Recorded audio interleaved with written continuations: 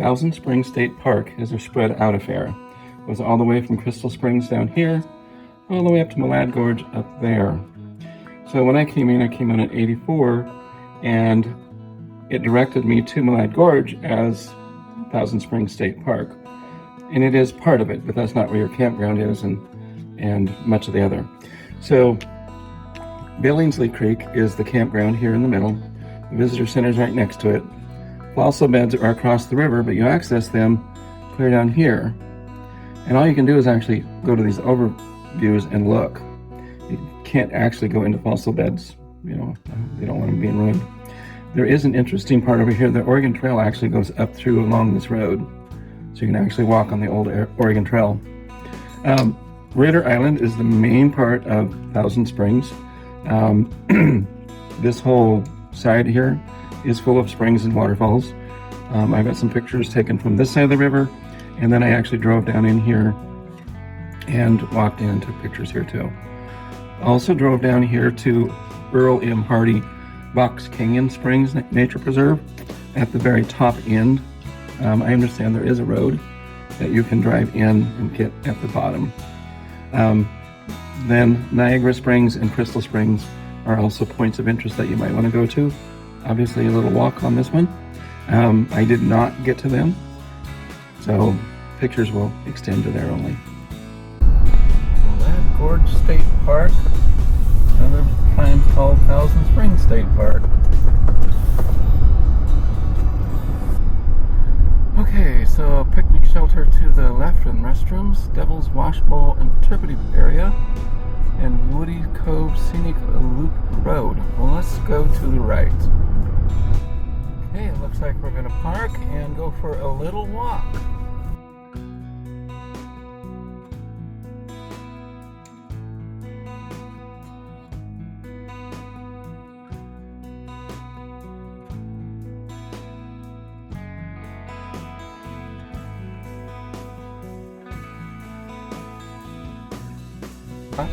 So that would have been left when you were coming in. And you'll see the picnic area. There's pressure pits to the left.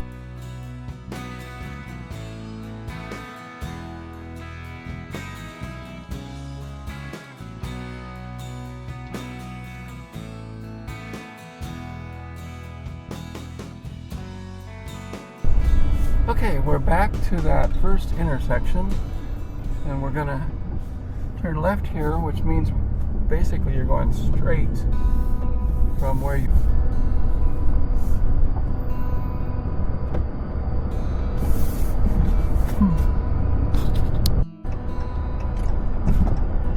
And we have arrived. Thousand Springs State Park, the Hagerman Fossil Bed National Monument, Campground Visitor Center. I'm going to go into the visitor center first. Quite the little building.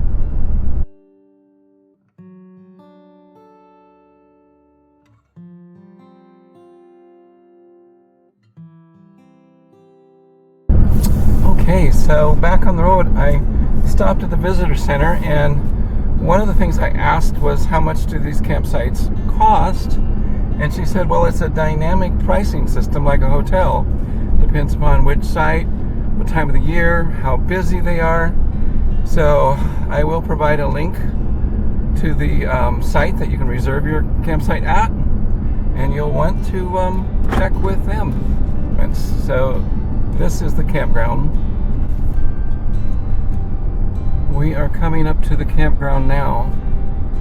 Obviously, it hasn't been here a long time because the trees have not grown up. So I'm just going to drive through. I'm not going to take pictures of all these sites because it's so open. You can see without having to go through all of them. So first loop, site campsite 1 through 24. Let's just drive into it.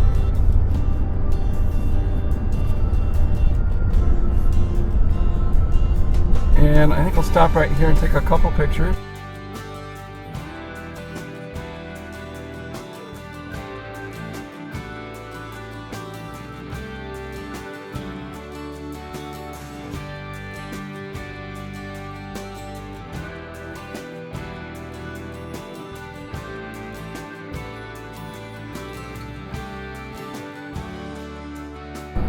So campsite 1 was handicap campsite, which has the extended table, and it had a cement pad underneath the table.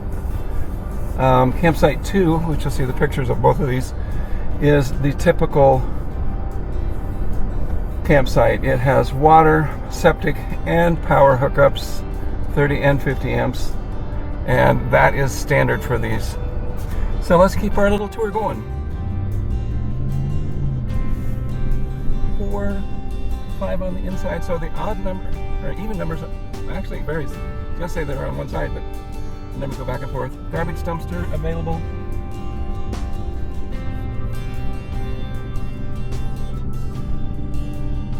They have both pull-throughs and back ends. So there's 11 is a pull-through, 14 is a pull-through.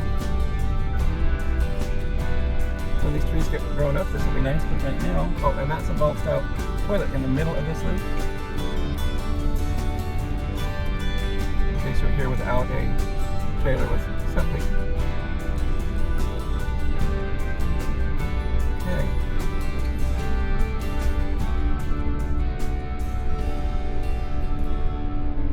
Okay, and then this is the other side of the loop. So starting at 27. And there's 1, 2, 3, 4. So basically, most of them on the outside of the loop are pull through, and on the inside loop are back in, but that is not completely accurate.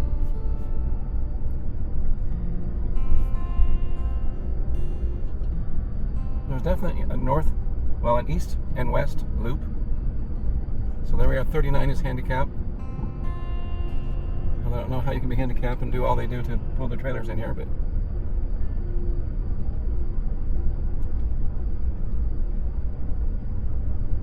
okay, now out in the middle it appears that there are showers, so I'm going to drive out there and make sure that's true.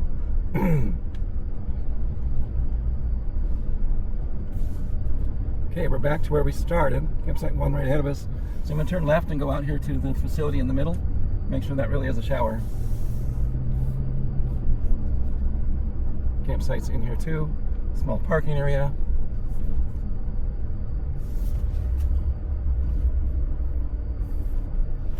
And yes, those are showers.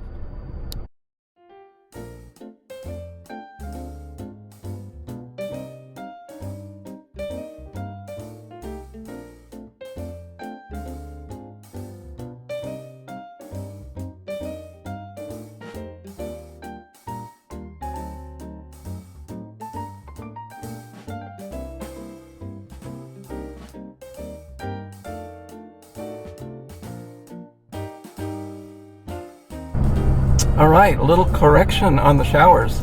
So they've got 4 showers. One of them is handicap on the west end, but on the east end, it's men and women's restrooms. Those are flushing toilets, labs, everything you would want.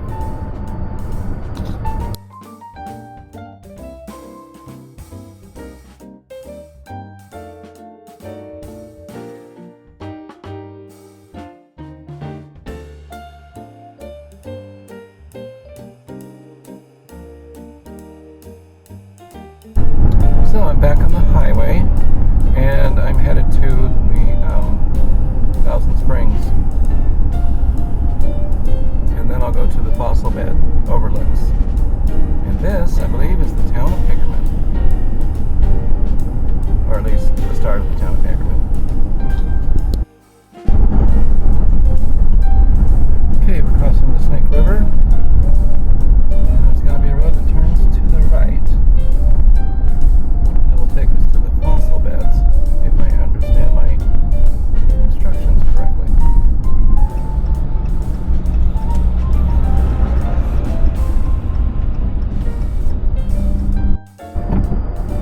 Alright, Hagerman Fossil Beds National Monument. Original Oregon Trail, next 3.5 miles.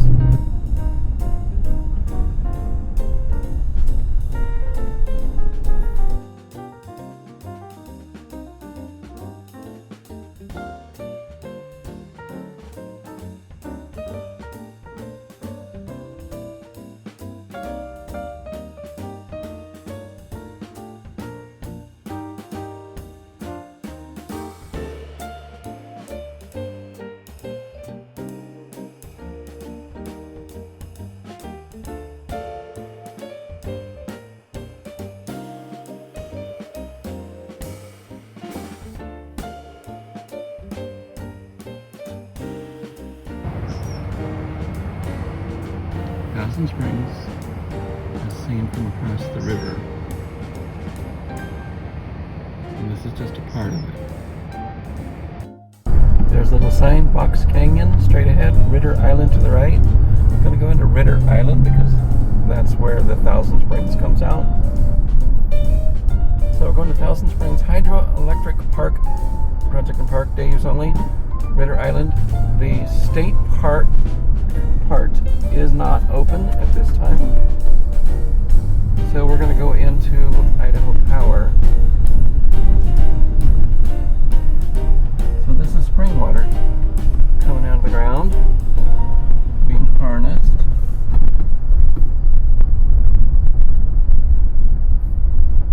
Oh, here's some right here on the left. Check that out.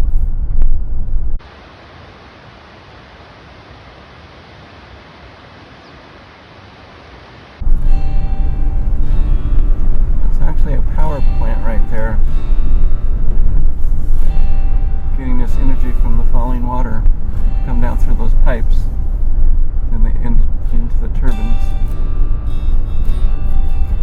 And then here's a little park right down here. Across that bridge over there is Ritter Island. Big spring, nice fresh spring water, and lots of it.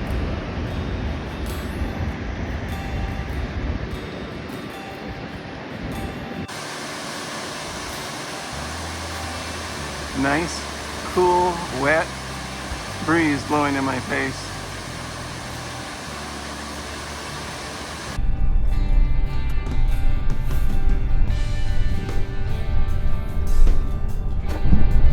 Coming in here with your RV, you're going to park right there, but you can't camp. So here is a viewpoint for the Box Canyon, and I'm going to get out and take some pictures, and I'll share those with you.